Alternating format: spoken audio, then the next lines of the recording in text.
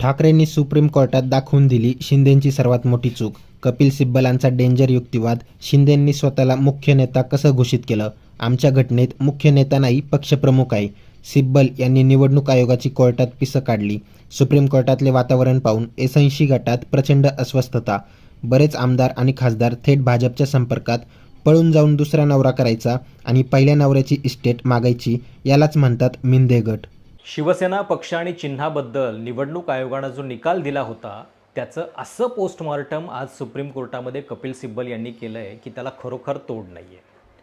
एखाद्या गोष्टीच्या चिंधड्या उडवणं काय असतं हे जर तुम्हाला अनुभवायचं असेल तर त्यांचा सुप्रीम कोर्टातला आजचा युक्तिवाद हा खरोखर बघण्यासारखा आहे.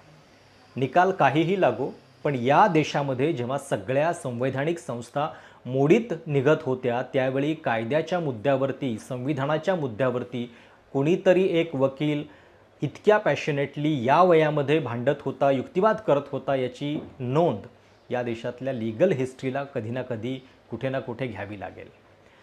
निवडणूक आयोगाचा हा जो निकाल आहे 17 फेब्रुवारी 2023ला आला आणि तो किती चुकीचा आहे याच्याबद्दल अगदी मुद्देसूद पद्धतीनं कपिल सिब्बल यांनी आज आर्ग्युमेंट केलं आहे.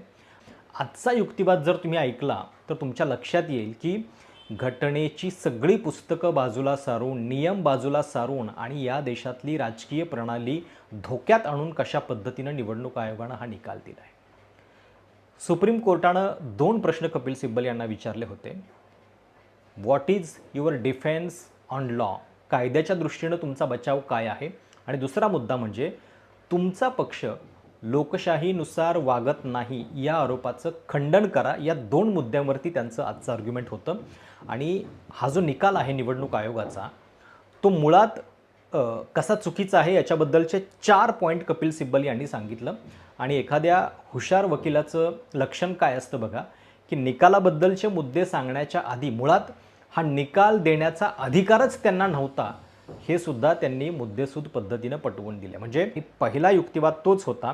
त्यांनी जे एक अझम्पशन केलं की ही पार्टीमधली फूट आहे, पॉलिटिकल पार्टीमधली. लक्षात घ्या, पॉलिटिकल पार्टी आणि लेजिस्लेटिव्ह पार्टी. लेजिस्लेटिव्ह पार्टी म्हणजे आमदार, खासदार जे निवडून येतात विधान परिषदेवरती, राज्यसभेवरती असेल, विधानसभेवरती. पण ते म्हणजेच पक्ष नसतो. पॉलिटिकल पार्टी वेगळी असते. आणि इथं जी फूट पडलेली होती शिवसेनेमध्ये ती केवळ विधिमंडळ पक्षातली म्हणजे लेजिस्लेटिव्ह पार्टीतली फूट होती. पॉलिटिकल पार्टी तशीच होती.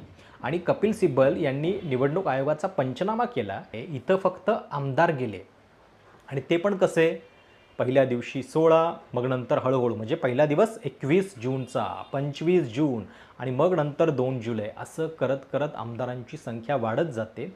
31 पर्यंत सुरुवातीला होती आणि नंतर ती अजून जास्त वाढली. आणि गंमत बघा की 2018ची शिवसेनेची घटना चुकीची आहे असं एकनाथ शिंदे सांगतात, पण मुळात त्याच घटनेच्या आधारावरती त्यांना आत्तापर्यंत शिवसेनेमध्ये पदं मिळत आलेली होती. म्हणजे एकीकडे तुम्ही त्याच घटनेचे लाभार्थी आणि तुम्ही वेळ आल्यानंतर मात्र सांगताय की नाही ही घटना योग्य नाही आहे.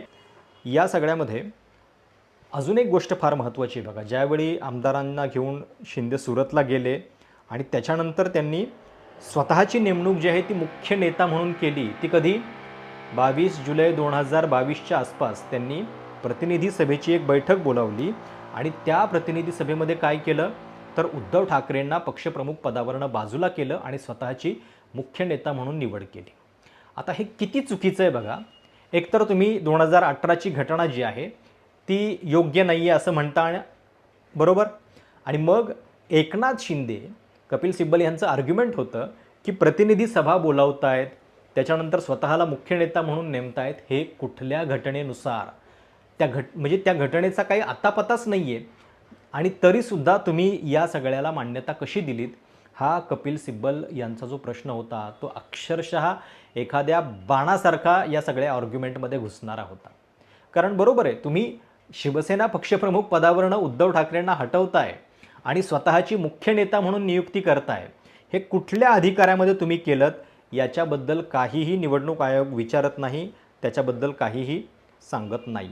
कपिल सिब्बल यांचं आर्ग्युमेंट काय होतं आणि हेच चाणाक्ष हुशार वकिलाचं लक्षण असतं की त्यांना प्रश्न हा विचारलेला होता की तुमच्या पक्षामध्ये लोकशाही नाही आहे असा जो आरोप होतोय त्याचं खंडन करा. त्यांचं म्हणणं काय होतं बघा, त्यांनी उलटा प्रश्न फिरवला की एक वेळ असं धरून चाला की आमच्या पक्षामध्ये लोकशाही नाही आहे, तरीसुद्धा जास्तीत जास्त काय व्हायला पाहिजे, जर समजा आमची पार्टी डेमोक्रेटिकली बिहेव करत नसेल तर काय लगेच आमचं चिन्ह काढून दुसऱ्या गटाला द्यायचं नसतं. त्याच्यामध्ये सुद्धा काही प्रक्रिया आहेत. तुम्ही त्याच्याबद्दलचे आक्षेप नोंदवा, त्याच्याबद्दलच्या नोटिसा पाठवा, आम्ही त्याच्यानंतर तुम्हाला उत्तर देऊ किंवा कधीकधी सुधारणा करू ज्या गोष्टींबद्दल तुम्ही आक्षेप घेताय ते. आणि या सगळ्या गोष्टी निवडणूक आयोगाकडे वेळच्या वेळी करायच्या असतात. त्या शिवसेनेनं 2022पर्यंत केलेल्या देखील होत्या. त्याच्या सगळ्या रिसिप्ट शिवसेनेकडे आहेत.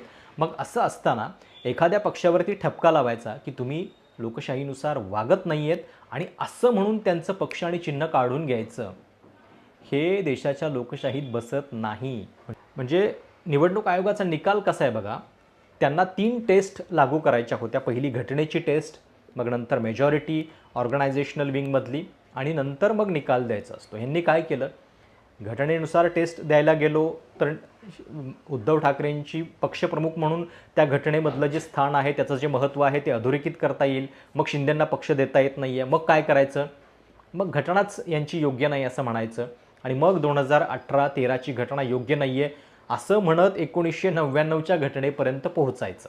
मी मागच्या व्हिडिओमध्ये पण सांगितलेलं होतं की हे 1999च्या घटनेपर्यंत का पोहोचले नीट लक्षात घ्या. कारण त्यावेळी पक्षप्रमुख हे उद्धव ठाकरेंचं पद अस्तित्वात नव्हतं, तेव्हा बाळासाहेब ठाकरेंचं पद होतं, शिवसेना प्रमुख.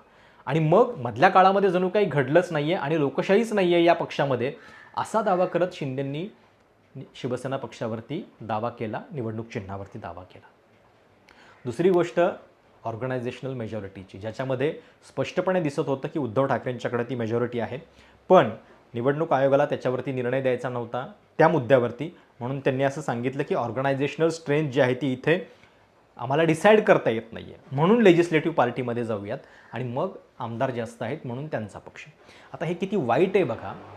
तुम्ही देशाची राजकीय व्यवस्था लक्षात घ्या की केवळ आमदार आहेत. म्हणजे आता शिवसेनेच्या केसमध्ये तर किती 40-50 आमदार होते, संख्या थोडी जास्त होती. पण समजा जर आमदारांची संख्या कमी असेल, 4 आणि 5 आमदार आहेत आणि त्या आमदारांमध्ये जर फूट पडली, 3 आमदार इकडे गेले, 2 आमदार इकडे गेले आणि 3 आमदार एखाद्या अख्ख्या पक्षावरती दावा करू शकतात का? अहो तुम्ही बाकीचं कशाला. कधी काळी या देशामध्ये भाजपचे 2 खासदार होते. त्या 2 पैकी जर एक फुटला असता आणि त्यानं जर पक्षावरती दावा केला असता तेव्हा आणि निवडणूक चिन्ह आम्हाला मिळालं पाहिजे, असले कुटील डावपेच जर त्या काळामध्ये खेळले गेले असते तर काय झालं असतं याचा पण थोडा विचार करा. पॉलिटिकल पार्टीचं जे स्ट्रक्चर आहे, पक्षप्रमुख, प्रतिनिधी सभा, कार्यकारिणी, नेते, उपनेते, जिल्हा प्रमुख, हे सगळं जसंच्या तसं होतं. केवळ आमदार फुटतात आणि तुम्ही असं समजता पक्ष फुटलाय, चला निकाल देऊयात. जोपर्यंत पक्ष फुटत नाही तोपर्यंत तुम्हाला त्या निकालामध्ये पडता येत नाही. ही या देशाची घटना सांगते.